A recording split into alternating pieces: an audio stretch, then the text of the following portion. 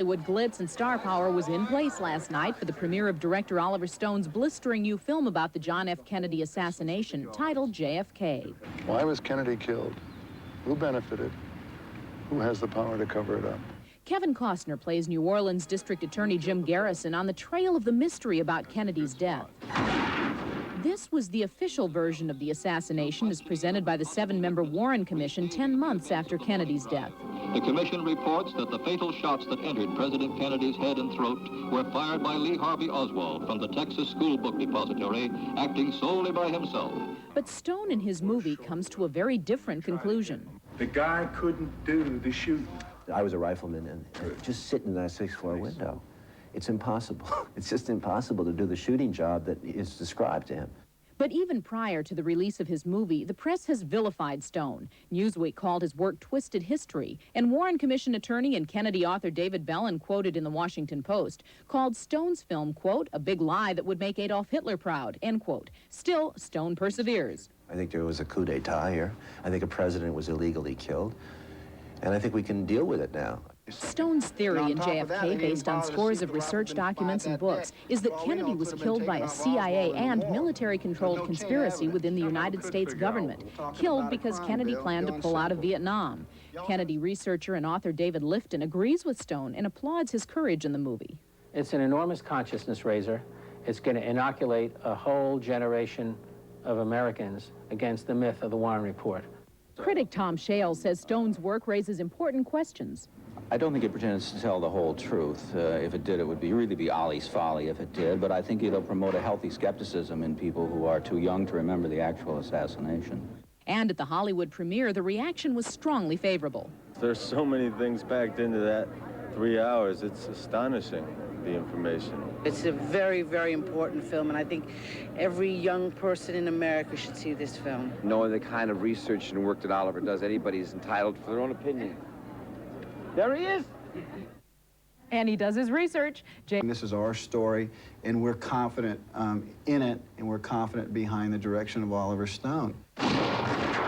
Kevin Costner, who was just 8 years old at the time of the Kennedy assassination, is well aware of the controversy that JFK has created. I saw a flash of light in the bushes, and that last shot.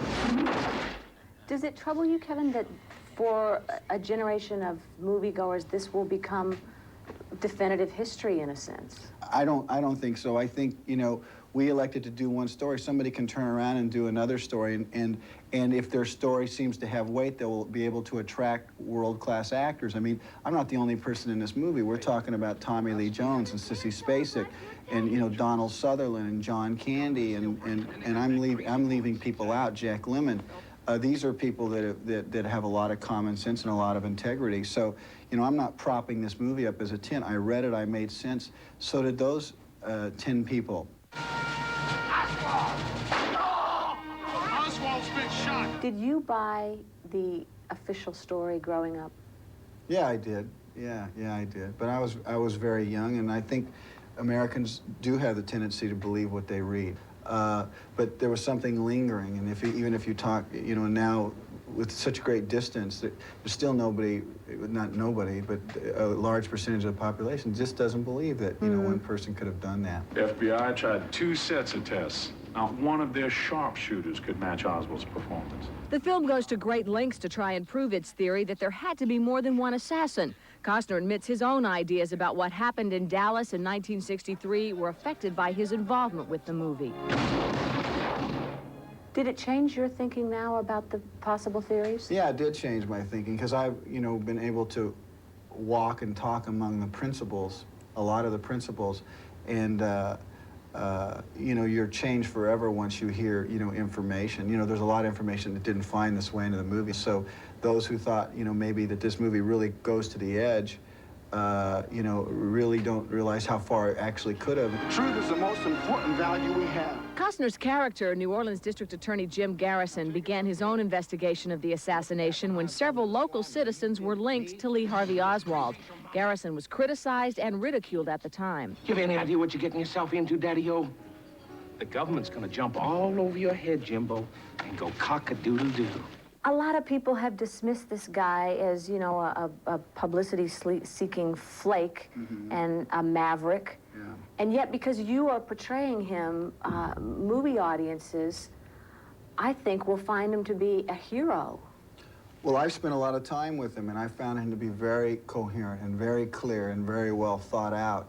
And a lot of times when someone has a knee-jerk response to something, it quickly fades. This man's still on fire 30 years later. I find Garrison very attractive in his bravery, in his courage, in his conviction, in his command of the King's English. You know, I find him a very attractive character. The fact that he has glasses and gray hair doesn't make him dweeb of the week, you know.